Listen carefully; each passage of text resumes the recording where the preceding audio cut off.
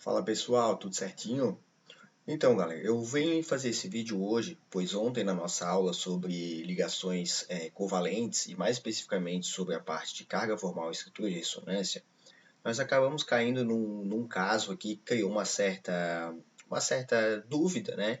E em relação até um questionamento do aluno Vitor, que por sinal estava bem atento à nossa aula aí, e levantou esse questionamento em relação à nossa estrutura mais estável do ânion tiocianato, né, o qual estávamos trabalhando aqui.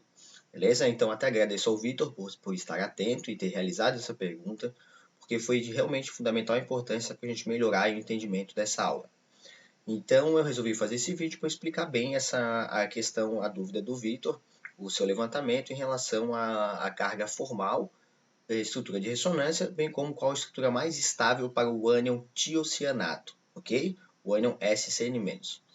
Pessoal, então para explicar melhor isso, eu já resolvi buscar o nosso exemplo anterior que nós tínhamos feito, que era do ânion cianato, tá? OCN-, beleza? Pessoal, em vários literaturas, vocês vão encontrar esse ânion cianato escrito de forma diferente, como NCO-, ou até mesmo CNO, beleza? Mas eu já explico a diferença para vocês se eu representar da forma OCN- ou da forma NCO-. A mesma coisa vai acontecer aqui para o nosso ânion tiocianato, ok?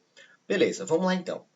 Pessoal, quando a gente realizou o primeiro exemplo aqui, o do ânion cianato, não tivemos problema nenhum. A gente conseguiu identificar qual a estrutura mais estável e conseguimos justificar qual que é a mais estável, justamente aí por carga formal, ok?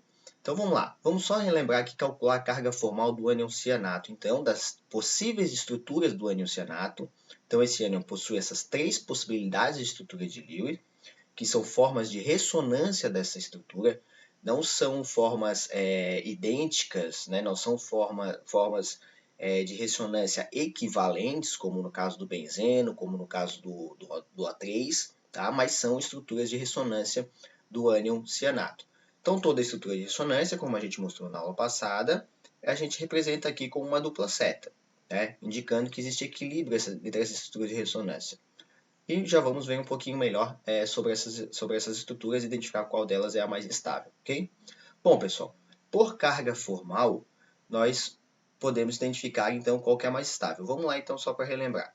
Então sempre vou dividir as ligações ao meio, vou pegar quantos átomos o átomo neutro possui na sua camada de valência. Então temos o átomo de nitrogênio, o átomo de carbono e o átomo de oxigênio que participam desse íon.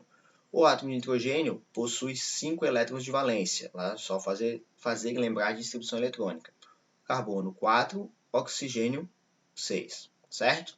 Então vamos lá. No caso do nitrogênio, ele possui 5 elétrons de valência quando isolado, menos o número de elétrons que ele ficou na estrutura de Lewis após realizarmos a divisão da ligação, considerando que ela é 100% covalente. Então, 1, 2, 3, 4, 5. Então, 5 menos 5 aqui, carga formal 0 para o nitrogênio. No caso do carbono, inicialmente ele tem 4, aqui na estrutura 1, 2, 3, 4. Então, 4 menos 4 também, carga formal 0. E o oxigênio, inicialmente tem 6, menos 2, 4, 6, 7. Então, carga formal menos 1. Então, determinamos as cargas formais da primeira estrutura de Lewis possível para o ânion cianato. Ok, vamos para o segundo então.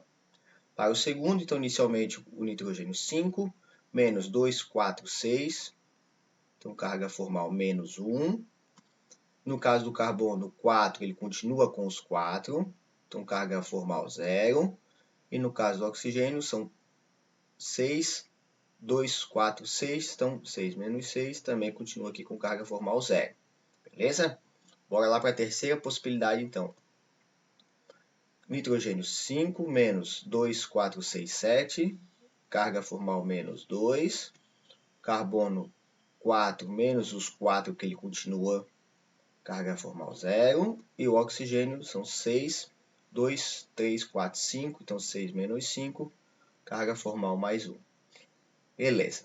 Pessoal, observe que em todas as estruturas o somatório das cargas formais tem que ser igual à carga do ânion, certo? Caso isso não bata, suas contas não batam, quer dizer que você ou fez uma estrutura de Lewis que não existe, ou você determinou uma carga formal que também não existe. Então, em todos os casos, o somatório das cargas formais está dando menos 1, que é a carga do nosso ânion, então ok, essas estruturas realmente são possíveis, beleza?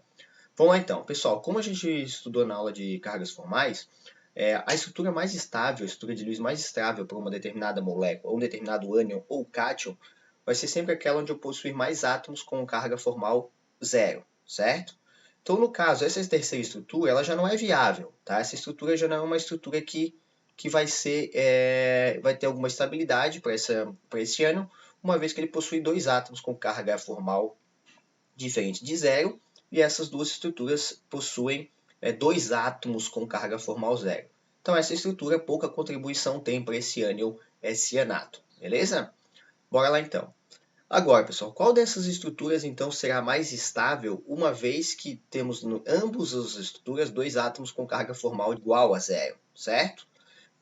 O que muda aqui de uma para outra, pessoal? O que muda é onde a densidade eletrônica extra, esse elétron extra, no caso que a gente está falando do ânion com carga menos 1, aonde que esse elétron extra está depositado, digamos assim.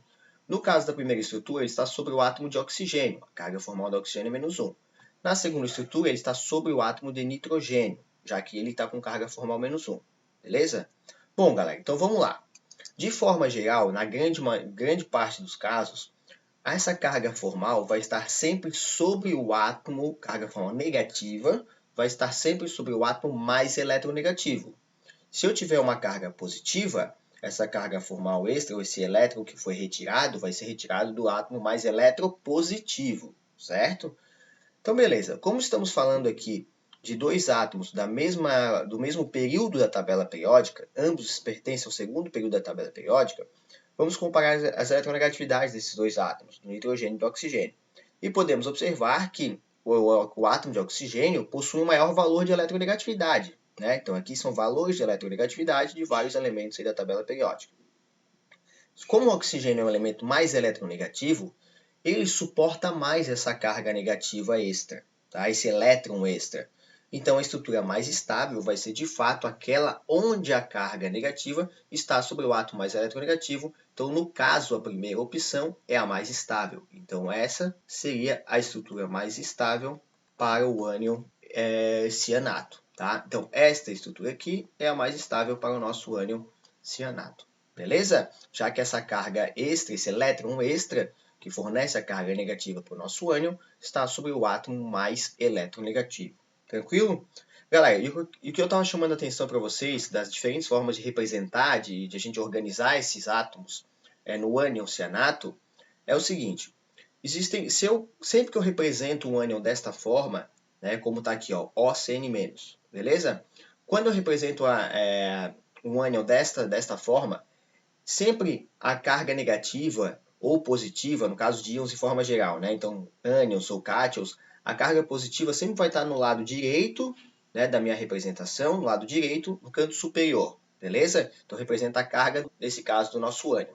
Mas essa carga sempre vai estar, esse elétron extra sempre vai estar no meu átomo, no primeiro átomo que representa a minha fórmula aí desse ânion, tá? Então, quando eu represento da forma OCN-, eu estou identificando que esse elétron extra está depositado no meu átomo de oxigênio. Se eu representar desta forma, como NCO-, na realidade eu estaria indicando que este elétron está sobre o átomo de nitrogênio. Então, se eu represento desta forma, eu estou representando o ânion cianato, como está aqui nessa estrutura de Lewis primeiro que nós desenhamos. Então, esse aqui é o nosso ânion cianato.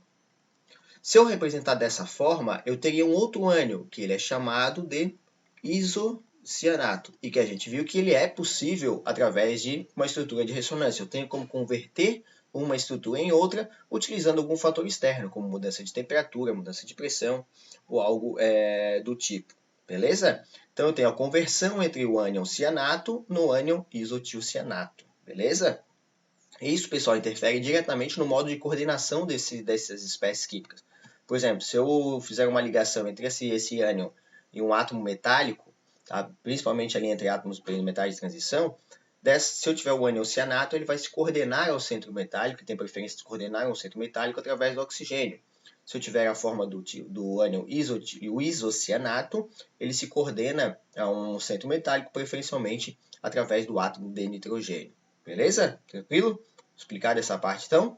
Bora para o nosso segundo exemplo, não, que foi onde nós tivemos a dúvida da aula passada levantada pelo aluno Vitor. Beleza? Bora lá então. Galera, então se a gente analisar essa estrutura aqui, tá? Essa estrutura com a de cima, as cargas formais não vão mudar nada, né? Vão ser iguais, idênticas ao que nós temos em cima. Por quê? Eu só estou trocando o átomo de oxigênio pelo átomo de enxofre. E ambos são da mesma família, então ambos possuem o mesmo número de elétrons de valência. Tá? Então eu vou repetir as cargas formais que vão ser iguais ao que a gente calculou anteriormente. Tá? Só botar direto aqui. Então carga formal 0, carga formal 0, carga formal menos 1. Carga formal menos 1, carga formal 0, carga formal 0. Aqui, neste caso, essa estrutura não vai ser viável para as cargas formais, né? Então, ela vai ter pouca contribuição. Mas vou colocar aqui, só para a gente lembrar. Então, carga formal menos 2, carga formal 0, carga formal mais 1. Mas essa estrutura aqui tampouco contribui, então nós não vamos nem considerá-la em relação a essas duas. Então, temos aqui, bem praticamente, duas formas de ressonância, né? Se a gente considerar apenas a primeira estrutura e a segunda no meio, a primeira no meio, temos aqui duas formas de ressonância. Então, entre as duas, pessoal, agora qual que é a mais estável, tá? Bom, galera, se nós levarmos o conceito, se nós considerarmos o mesmo conceito que utilizamos acima, por valores de eletronegatividade, nós podemos observar que entre o nitrogênio agora e o átomo de enxofre, o átomo de nitrogênio ele é mais eletronegativo que o átomo de enxofre, né? Então, levando em consideração apenas a eletronegatividade, devemos considerar que essa estrutura do meio seria mais estável, tá? Mas, pessoal, não é. Tá? É comprovado experimentalmente que a primeira estrutura, esta primeira estrutura aqui, tá? onde o elétron extra está sobre o átomo de enxofre, esta é a mais estável, esta é que possui maior contribuição em relação a essas duas estruturas possíveis, duas estruturas de ressonância, para o ânion tiocianato. Beleza? E o porquê isso, galera? Essa explicação vem através dos raios atômicos desses átomos. Tá? Se nós observarmos, o átomo de oxigênio ele está no segundo período da tabela periódica, certo? Enquanto o átomo de enxofre está no terceiro período da tabela periódica. Então, apesar de a eletronegatividade do enxofre ser um pouco menor, ele é um átomo relativamente maior, uma vez que ele está no terceiro período. Então, ele é um átomo consideravelmente maior, tem um raio maior em relação ao nitrogênio, né? Além disso, ele possui orbitais d vazios. Então, ele é um átomo que acaba comportando mais uma densidade eletrônica extra. Tá? Então, quando temos átomos pertencentes ao mesmo período, essa diferença de raio não é tão pronunciada, na realidade é muito pouco pronunciada. Então, a estrutura que vai ter a carga negativa, o átomo que vai possuir a carga negativa, vai adquirir esse elétron extra, vai ser de fato mais eletronegativo.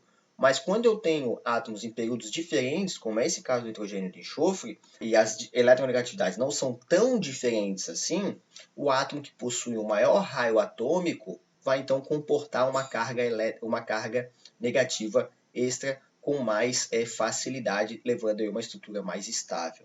Beleza? Então, de fato, pessoal, essa estrutura aqui A, ela é a mais estável para esse composto. Ela vai ser a que tem a maior contribuição. Mas as duas estruturas existem, sim, as duas são possíveis. Tá? Tanto é que a gente tem algo parecido com esse exemplo de cima. Se eu tenho o ânion SCN-, a carga negativa, essa carga negativa está sobre o átomo de enxofre. Tá? Como é o nosso caso, o exemplo aqui, ó, como é o nosso primeiro exemplo. E eu tenho o ânion que eu chamo de tiocianato. Se eu tiver nesta estrutura aqui, onde a carga negativa está sobre o átomo de nitrogênio, que a gente representaria como NCS-, né? Onde o elétron extra está no átomo de nitrogênio, ela é chamada de isotiocianato. Beleza, galera? Então eu tenho as duas estruturas possíveis aí de Lewis. Certo? Tranquilo, galera? Bom, pessoal, espero que tenha ficado claro, tenha ficado melhor o entendimento dessa dúvida que ficou na nossa aula. E qualquer dúvida vocês podem perguntar e a gente tira essas dúvidas aí na próxima aula. Beleza? Valeu, galera. Grande abraço. Até mais.